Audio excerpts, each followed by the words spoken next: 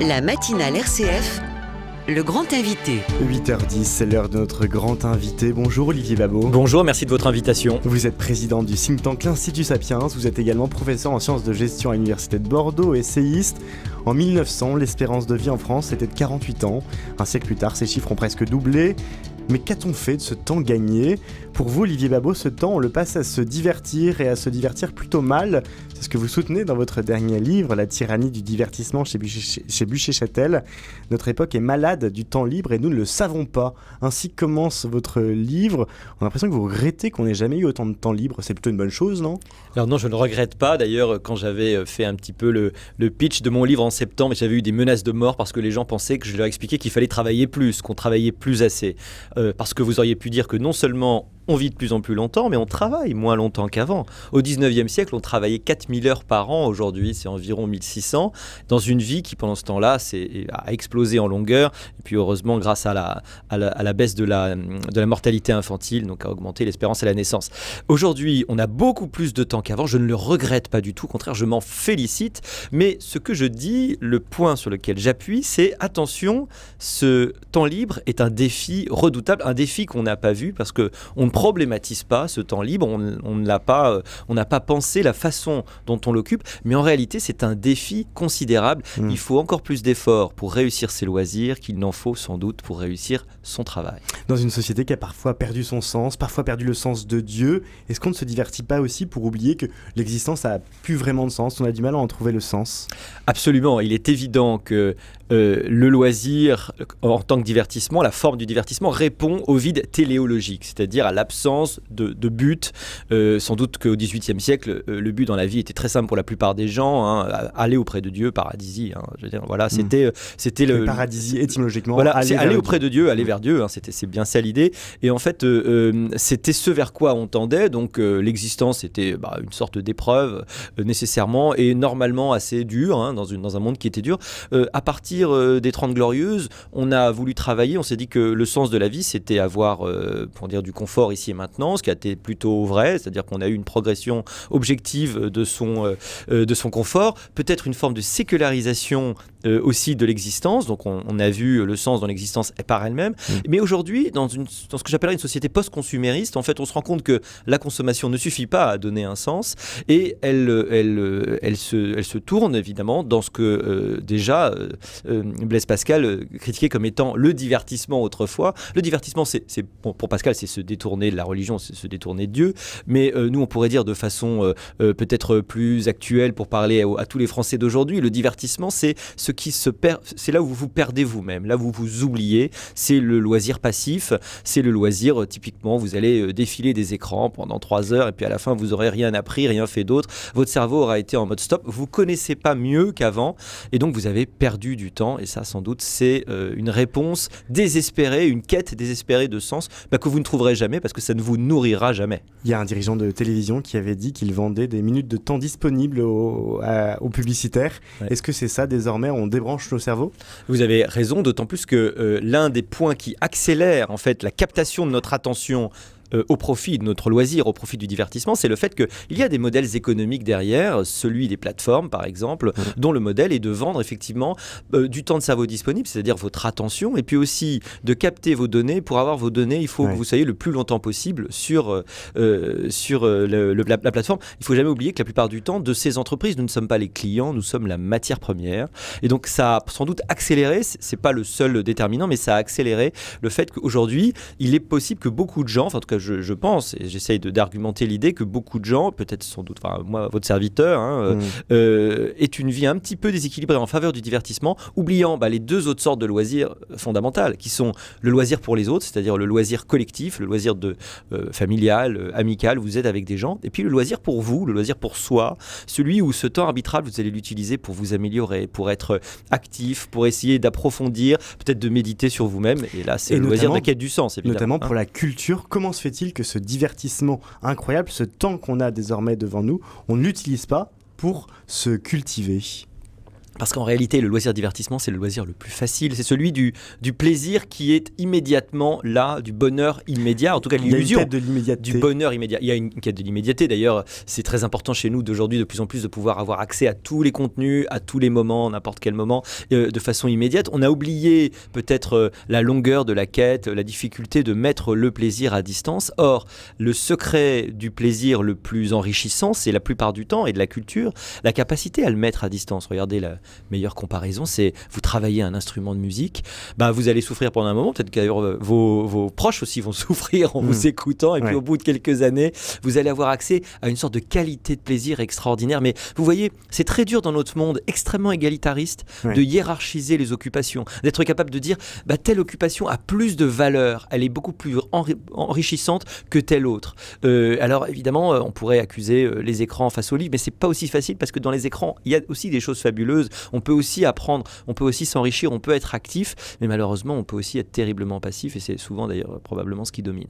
Quand on revient à l'histoire un petit peu de nos emplois du temps, de comment on occupe notre temps, dans votre livre, vous racontez notamment que c'est les moines qui ont au début inventé l'emploi du temps et le séquençage de nos journées. Est-ce que désormais, pour réussir à bien maîtriser notre divertissement, notre temps libre, il faut s'imposer, si ce n'est un rythme monocal, au moins des emplois du temps qui limitent notre temps d'écran, qui limitent le moment où on débranche son cerveau?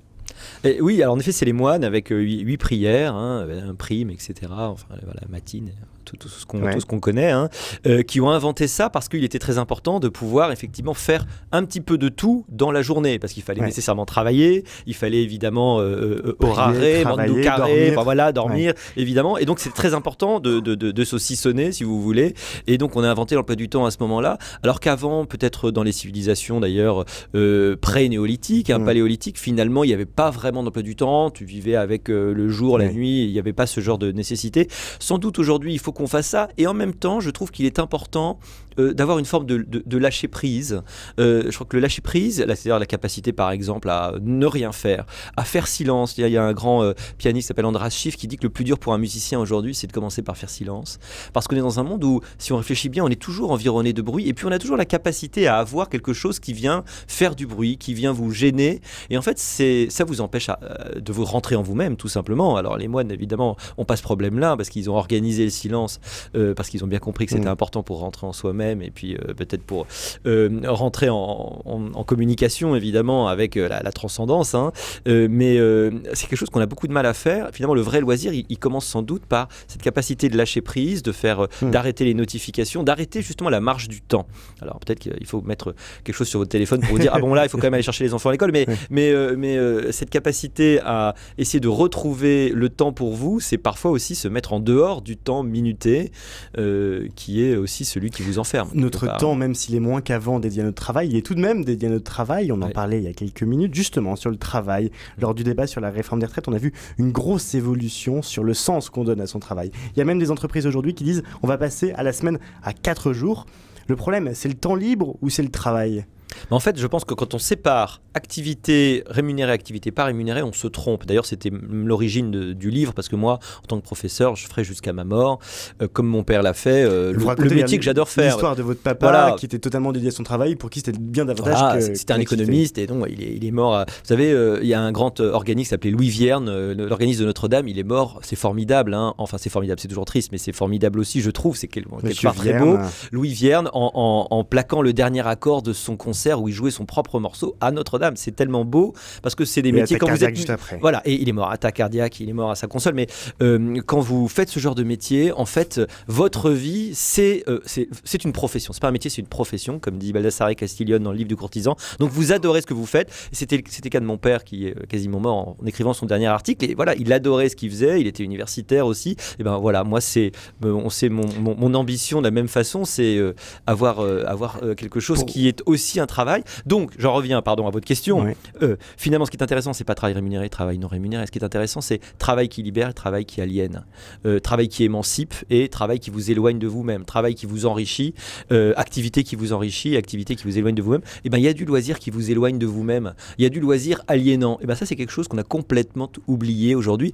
Il y a du travail aussi d'ailleurs qui émancipe. Et ça, on a beaucoup plus de mal à le dire en France. C'est la faute au bullshit job, comme on dit désormais. Il y a des jobs, on dit qu'ils n'ont aucun intérêt, aucun sens. sens, on fait un travail qui n'a pas de sens dans des grandes entreprises à la défense? Alors c'est en partie le cas sans doute parce que la tertiarisation de l'économie a créé beaucoup de jobs où vous n'êtes pas directement en contact avec le client, vous n'êtes pas directement celui qui fait la stratégie, donc vous êtes dans des espèces de strates où vous ne savez pas très bien quel est le sens de ce que vous faites, et sans doute des jobs assez inutiles, et ça c'est terrible d'avoir l'impression de ne pas être utile. Finalement ça ne vous apprend rien à vous, votre job, et ça n'est pas utile à l'humanité, donc ça c'est particulièrement difficile à subir sans aucun doute. Est-ce qu'il y a une épidémie de paresse alors? Est-ce que ça veut dire que s'il y a une tyrannie du divertissement, c'est que les gens sont devenus paresseux bien plus qu'avant? Alors moi je n'y crois pas du tout. En revanche, il y a une épidémie d'absence de passion.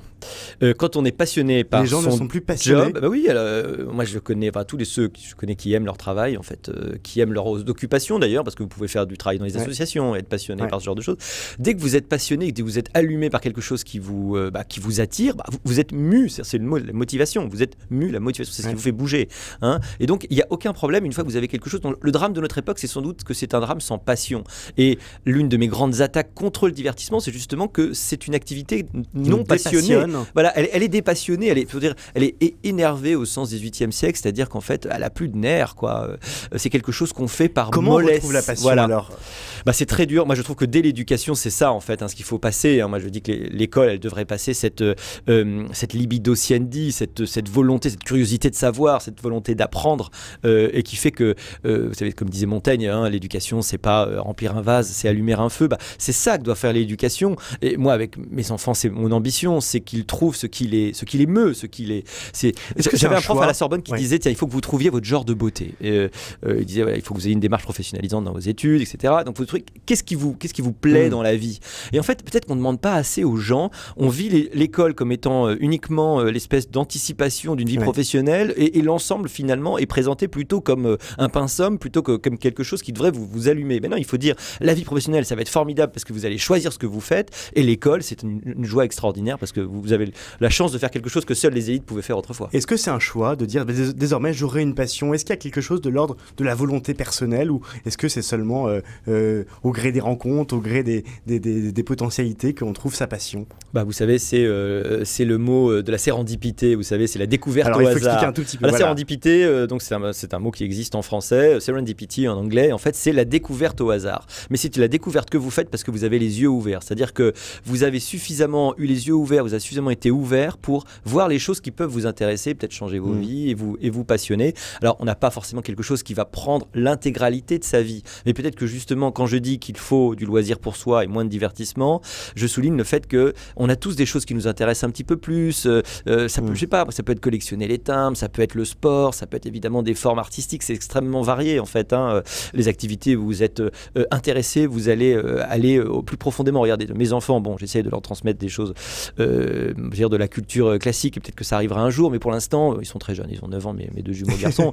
Ils s'intéressent avant tout au football, mais finalement c'est formidable. Je n'aurais rien transmis sur ce sujet, mais ils vont sur Internet, ils sont incapables de voir les résultats, de s'intéresser à d'obscures villes, dans d'obscurs championnats, et finalement de se faire une culture à travers cet intérêt pour ces choses-là, pour les transferts, pour les joueurs. Et moi je respecte ça, je trouve que c'est formidable, parce qu'à partir du moment où vous avez une démarche active dans votre savoir, c'est quelque chose qui allume votre intérêt, et finalement vous êtes du bon côté. Voilà. Est-ce que tout le monde peut vraiment avoir un travail qui le passionne ou trouver un divertissement qui le passionne? Non, et d'ailleurs c'est probablement pour ça, c'est la passion de personne de ramasser les poubelles ou d'être au marteau-piqueur, ça c'est évident. Donc quand on a encore une fois un métier qui est une profession, c'est une grande chance. En revanche, c'est là où on a de la chance, puisque le progrès technique fait une disparition énorme de tous les métiers extrêmement pénibles. On ne s'imagine pas combien 90% des métiers étaient extrêmement pénibles autrefois, et vous brisez le corps. Quand je dis autrefois, c'était il y a 2 siècles. Aujourd'hui, c'est plus du tout le cas. Il n'y avait pas de machine, les métiers vous étiez brisés en deux par les métiers de l'agriculture, vous y avez des porteurs d'eau, c'était physiquement extrêmement dur. Heureusement, ces métiers disparaissent sous l'effet du progrès, et puis on travaille de moins en moins. Encore une fois, aujourd'hui, on travaille 12% de sa vie éveillée quand on fait une carrière aux 35 heures et qu'on vit 80-85 ans. Donc la très bonne nouvelle, c'est qu'heureusement, même si votre métier vous plaît pas, vous avez tout le reste pour avoir une vie intéressante. Et toutes les passions qu'on peut avoir, c'est peut-être le mot que je retiens, la passion. Merci beaucoup Olivier Babot d'être passé ce matin par la matinale RCF. Je rappelle que vous publiez La tyrannie du divertissement, c'est chez Buchet-Châtel.